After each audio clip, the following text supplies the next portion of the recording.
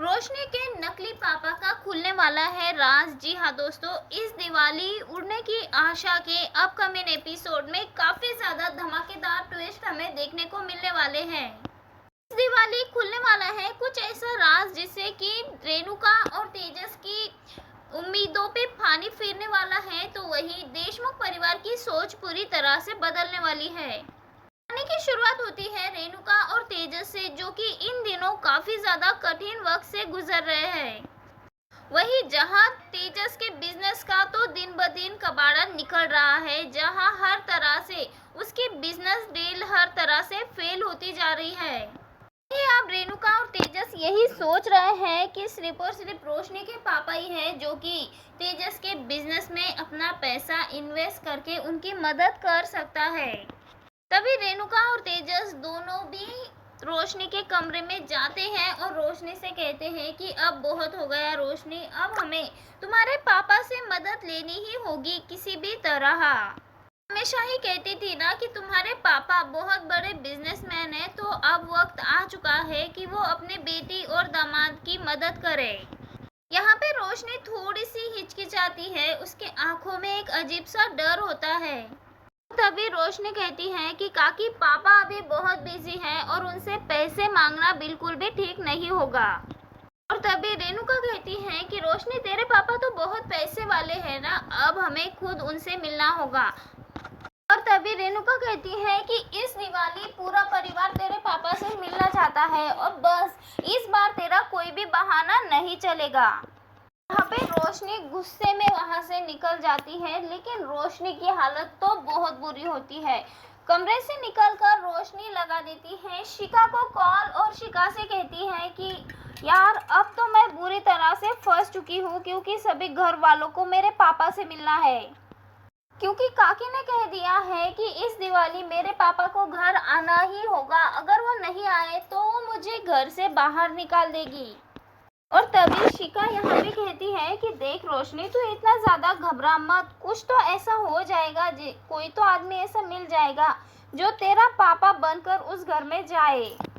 दरअसल यहाँ पे रोशनी ने अपनी शादी के वक्त में झूठ कहा था कि उसके पापा बहुत अमीर हैं, दुबई में रहते हैं, और उसकी सौतेली माँ के चक्कर में रोशनी ने अपना घर छोड़ दिया और उसके पापा बहुत अमीर है, इसलिए उस पर भी ध्यान नहीं दे पाते। कुछ इस तरह की झूठे बातें रेणुका और तेजस को बताई थी रोशनी ने।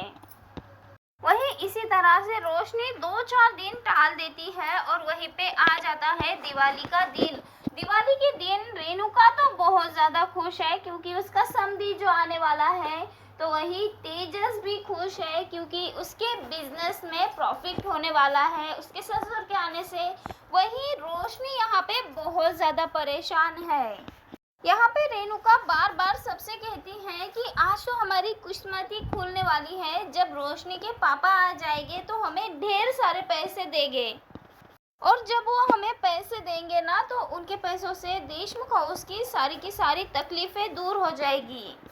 और तभी दरवाजे की घंटी बजती है। रेणुका खुश होकर मुस्कुराते हुए झूमते जाती है और दरवाज़ा खोलती है, लेकिन दरवाजे के बाहर जो कुछ भी देखते हैं ना, वो देखने के बाद तो सबके जैसे होश ही उड़ जाते हैं। अब यहाँ पे सभी परिवार वाले देखते हैं कि दरवाजा खोलने के बाद एक आदमी खड़ा है सामने, साधारण से कपड़े, चेहरे पे झुर्रियाँ पड़ी है और साधारण सा एक मिठाई का डब्बा है उनके हाथों में, और वो इंसान होता है रोशनी का असली पापा। परिवार वालों को देखकर वो हल्का सा मुस्कुराता है और तभी कहते हैं कि नमस्ते बहन जी, मैं रोशनी का पापा हूँ। रेणुका और तेजस के तो तोते ही उड़ जाते हैं, कुछ समय के लिए पूरी तरह से स्थिर हो जाते हैं। और तभी रेणुका ये देखकर काफ़ी नाराज़ हो जाती हैं और अपने चेहरे पे हल्की सी मुस्कान लाती है झूठी, और कहती है कि आइए आइए समधी जी, अब तो आपके बेटे ने हमारा घर रोशनी से ही भर दिया। और तभी रोशनी अपने पापा की ओर देखती है और मन ही मन इशारों में कहती है कि यहाँ पे कुछ भी मत बोलना पापा, प्लीज़ पूरी तरह से शांत रहो।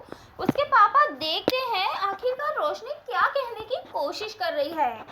और तभी सचिन अपनी आदत से मजबूर हमेशा की तरह हंसी मजाक कर रहा होता है और तभी बोल उठता है कि अंकल बताइए, आखिरकार दुबई में कौन सा बिजनेस करते हैं आप। और तभी रोशनी के पापा जोर से हंसते हैं और कहते हैं कि अरे बेटा, कौन सा दुबई, मैं तो यही मुंबई की छोटी सी चौल में रहता हूँ और एक छोटी सी किराना की दुकान चलाता हूँ। और ये सब कुछ देखकर घर वाले एक दूसरे की ओर देखते हैं और काफी ज्यादा शॉक होते हैं। जहां तेजस का मुंह और आंखें तो खुली की खुली रह जाती है, तो वही रेणुका का भी कुछ इसी तरह का हाल है। सच्चाई सामने आने के बाद ये दोनों तो काफी खौल जाते हैं ज्वालामुखी की तरह।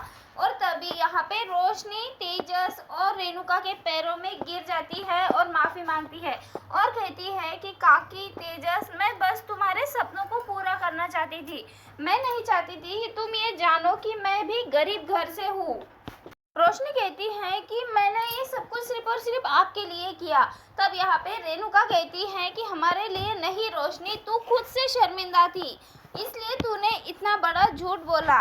अगर तू अपने ही रिश्ते में सच्चाई नहीं बताती तो तू दूसरों के साथ कैसे सच्चे रह सकती है। और इन सारी बातों से पूरा घर खामोश हो जाता है। रोशनी के पिता ये बातें सुनकर आंखें नम कर लेते हैं। और तभी यहाँ पे रोशनी के पापा माफी मांगते हैं और कहते हैं कि बहन जी, इसमें पूरी गलती इसकी नहीं है, गलती मेरी भी है। मैंने हमेशा ही अपने बेटी को यही सिखाया कि गरीबी शर्म की बात है।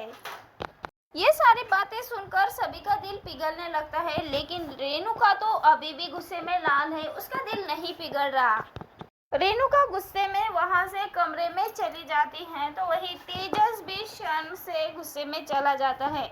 यहाँ पे रोशनी तेजस के पीछे जा रही होती है, लेकिन वो अंदर नहीं जा पाती।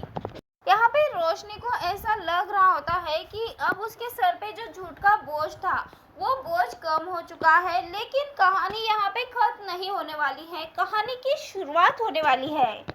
ये सच्चाई तो सामने आ चुकी है, लेकिन देशमुख परिवार में एक बड़ी गलतफहमी पैदा होने वाली है। जी हाँ दोस्तों, क्योंकि अब सचिन और सायली के बीच में आने वाली है बड़ी दरार। एक और तो रोशनी के मन में यही चल रहा था कि क्या अब रेणुका और तेजस उसे माफ करेंगे और उसकी गलती को माफ करके उसे बहू के रूप में स्वीकार करेंगे। तो वही दूसरी ओर वही दोस्तों, कहानी में एक के बाद एक एपिसोड ऐसे धमाकेदार देखने को मिल रहे हैं जो कि आपकी दिल की धड़कनें बढ़ा देते हैं। क्योंकि आने वाले एपिसोड में कुछ ऐसे राज खुलने वाले हैं जिसे जानकर परिवार वाले और घर के सदस्य पूरी तरह से चौंक जाएंगे। वहीं दूसरी ओर तेजस सभी पैसों को लेकर सबसे झूठ बोलता है, घर वालों से, अपने बाबा से, भाई से और सबको पर्सनल लोन लेने के लिए कहता है और अपने लिए एक बड़ा सा घर खरीदता है। लेकिन इस घर में भी होने वाला है बहुत बड़ा गफला, क्योंकि अब यहाँ पे जिससे घर खरीद रहा है ना तेजस, वो घर का मालिक ही नहीं होता है और इस वजह से तेजस काफी ज्यादा मुसीबत में पड़ जाता है। यहाँ पे जो भी फ्रॉड होता है तेजस के साथ, इसका सारा का सारा इल्जाम आ जाता है अब रोशनी पे। और रोशनी यहाँ पे सबके सामने खड़ी हो जाती है। रेणुका यहाँ पे गुस्सा करती है रोशनी पे। तभी यहाँ पे रोशनी अपने आप को डिफेंड करती हुई नजर आने वाली है, कहती हुई नजर आने वाली है कि तेजस, इसमें मेरी क्या गलती है, तुम्हारे भी तो गलती हुई है। गुस्से में रेणुका रोशनी पर हाथ उठाने वाली होती है, तभी वहाँ पे सायली आ जाती है और कहती है कि काकू प्लीज आप इस तरह से रोशनी पर हाथ मत उठाइए, माना कि उससे गलती हुई है। तभी सारा का सारा इल्जाम रोशनी पे आता है। ऐसे में रोशनी भी गुस्सा हो जाती है, क्योंकि रेणुका यहाँ पे कहती है कि मेरा बेटा ऐसा नहीं था, इसने ही मेरे बेटे को बहकाया है, इसी ने ही परेशान किया है। तब यहाँ पे रोशनी कहती है कि हाँ, मैंने ही किया है ना तेजस को ऐसा। शादी से पहले जो तेजस ने 27 लाख का गफला किया था, जो पैसे आपसे लुटवाए थे, वो सब भी मैंने ही किया था। क्या मैं शादी से पहले ही आ गई थी? या फिर जो साइली को शादी के मंडप में छोड़ के भाग गया था। क्या ये सब भी मैंने ही इसे सिखाया कि मैं शादी से पहले ही यहाँ पे आ गई? यहाँ पे रेणुका को मुंह तोड़ जवाब मिल जाता है। यहाँ पे रोशनी गुस्सा होती है और कहती है कि आप बस अपने बेटी को एक बड़ा इंसान बनता हुआ देखना चाहती है, लेकिन किसी भी तरह से आपका बेटा इस लायक नहीं है और ना ही बड़ा बन सकता है। ये सब कुछ जो तेजस करता है ना, ये सब कुछ आप ही की सीख है जो आपको अभी मिल रही है। कुछ इस तरह से मुंह तोड़ जवाब दे देती है। लेकिन दोस्तों, आगे आने वाले एपिसोड में क्या नया ट्विस्ट होगा ये देखना बहुत इंटरेस्टिंग है। तो मिलते हैं नेक्स्ट अपडेट में। Bye bye.